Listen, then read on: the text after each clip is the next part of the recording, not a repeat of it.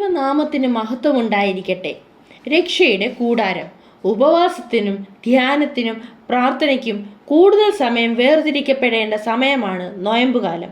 അതിൻ്റെ 32-ാം ദിവസമായ ഇന്നത്തെ ചിന്താവിഷയമാണല്ലോ രക്ഷയുടെ കൂടാരം. അതിനെ ആസ്പദമാക്കി തിരഞ്ഞെടുത്തിരിക്കുന്ന വേദഭാഗം വിശുദ്ധ ലൂക്കോസ് എഴുതിയ സുവിശേഷം 19-ാം അധ്യായം 1 മുതൽ 10 വരെയുള്ള വാക്യങ്ങൾ. ഇന്ന് ഈ വീട്ടിന് രക്ഷ വന്നു.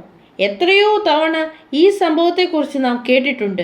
ശിഷ്യന്മാരെ കൂട്ടി യെരുശലേമിലേക്കുള്ള യാത്രയിൽ എരീഹോവിനടുത്തെത്തിയപ്പോൾ ഒരു കുരുടന് കാഴ്ച പ്രാപിക്കുകയും യേശുവിനെ അനുഗമിക്കുകയും ചെയ്യുന്നതാണല്ലോ 18-ാം അധ്യായത്തിൽ രേഖപ്പെടുത്തിയിരിക്കുന്നത്. അവിടെ നിന്ന് യേശു കടന്നു പോകുന്നത് അറിഞ്ഞ് പുരുഷാരം നിമിത്തം കാണുവാൻ ശ്രമിച്ചെങ്കിലും ചുങ്കക്കാരെ പ്രമാണിയും ധനവാനുമായ സക്കായിക്ക് കാണുവാൻ കഴിയാഞ്ഞതിനാൽ ഒരു കാട്ടത്തിമേൽ കയറി ദൂരത്തു നിന്ന് യേശുവിനെ കണ്ടാൽ മതിയെന്ന് വിചാരിച്ച് സക്കായിയെ യേശു കണ്ട് നോക്കി വിളിച്ചു. വൈദ്യൻ, പ്രകാശം നൽകുന്നവൻ എന്നർത്ഥമുള്ള ലൂക്കോസ് എഴുതിയ സുവിശേഷത്തിൽ 24 അധ്യായങ്ങളും 1151 വാക്യങ്ങളുമുണ്ട്. സത്യവേദ പുസ്തകത്തിലെ 42-ാമത് പുസ്തകമാണ്. അടുത്തറിഞ്ഞാൽ കളകളും പൂക്കളാകാം. കവർ കണ്ട് പുസ്തകത്തെ വിലമതിക്കരുത്. ഹൃദയത്തെ കാണുന്ന ദൈവം ഈ യാത്രയിൽ സക്കായിയെ യേശു അടുത്തു വന്നപ്പോൾ തന്നെ അറിഞ്ഞു. മറ്റൊരുത്തനിലും രക്ഷയില്ല. നാം രക്ഷിക്കപ്പെടുവാൻ ആകാശത്തിന് കീഴിൽ മനുഷ്യരുടെ ഇടയിൽ നൽകപ്പെട്ട വേറൊരു നാമവുമില്ല. അപ്പോസ്തലപ്രവൃത്തികൾ 4:12. അതുകൊണ്ടാണ് ഇരുന്ന വൃക്ഷസ്ഥലത്ത് നിന്നും കീഴോട്ടിറങ്ങി യേശുവിൻ്റെ അടുക്കൽ വരുവാൻ യേശു സക്കായിയോട് പറഞ്ഞത്. ധനവും സ്ഥാനവും ഉണ്ടായിരുന്നുവെങ്കിലും സക്കായിയുടെ ഹൃദയം ശൂന്യമായിരുന്നു.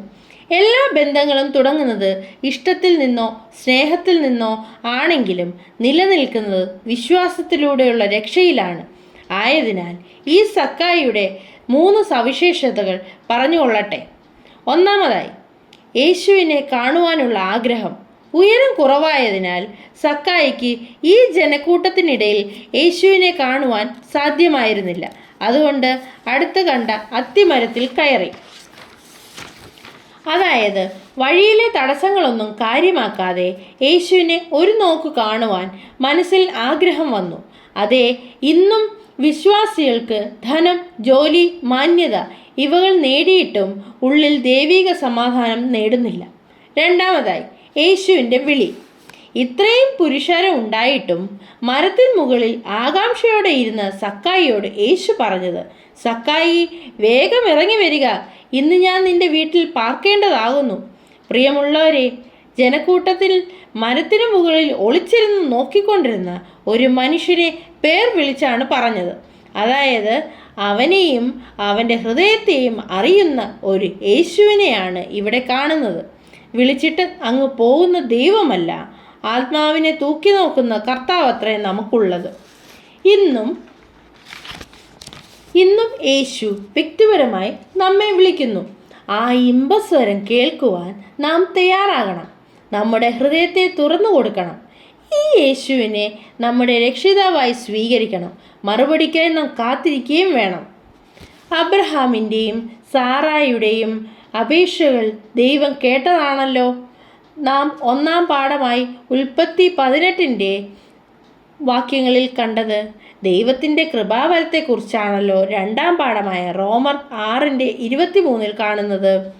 സക്കായിയുടെ വീടിന് രക്ഷ വന്നു എന്നാണല്ലോ ലൂക്കോസ് 19:9 വായിച്ചത്. മൂന്നാമത്തെ കാര്യം, മാനസാന്തരത്തിൻ്റെ ഫലം. മരത്തിൽ നിന്നും ഇറങ്ങി വന്ന സക്കായി യേശുവിൻ്റെ വാക്കുകളിൽ സന്തോഷത്തോടെ പ്രതികരിച്ച് യേശുവിനെ സ്വീകരിച്ചു. വാസ്തവമായ ഒരു മാനസാന്തരം ആ നിമിഷം സക്കായിയുടെ മനസ്സിൽ ഉണ്ടായി. ചെയ്തുകൊണ്ടിരിക്കുന്ന പാപത്തെക്കുറിച്ച് അനുതാപവും ഉണ്ടായി. എല്ലാം അറിയുന്ന യേശുവിനെ മുമ്പാകെ തൻ്റെ ജീവിതത്തിൽ വന്ന മാറ്റം മൂലം, എൻ്റെ വസ്തുവകയിൽ പകുതി ഞാൻ ദരിദ്രർക്ക് കൊടുക്കുന്നുണ്ട്, വല്ലതും ചതിവായി വാങ്ങിയിട്ടുണ്ടെങ്കിൽ 4 മടങ്ങ് മടക്കി കൊടുക്കുന്നു എന്ന് പറഞ്ഞു.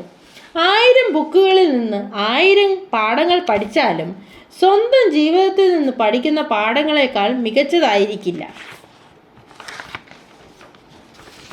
ഇവിടെ സക്കായി മാനസാന്തരം പറയുക മാത്രമല്ല, ജീവിതത്തിൽ മാറ്റം വരുത്തുകയും ചെയ്തു. നാലാമത്തത്, രക്ഷയുടെ വിളംബരം. സക്കായിയുടെ ഭവനത്തിലേക്ക് അവർ പോയപ്പോൾ കൂടിയിരുന്ന പലരും കൂടെ വന്നു എന്ന് വിചാരിക്കുന്നു. ഈ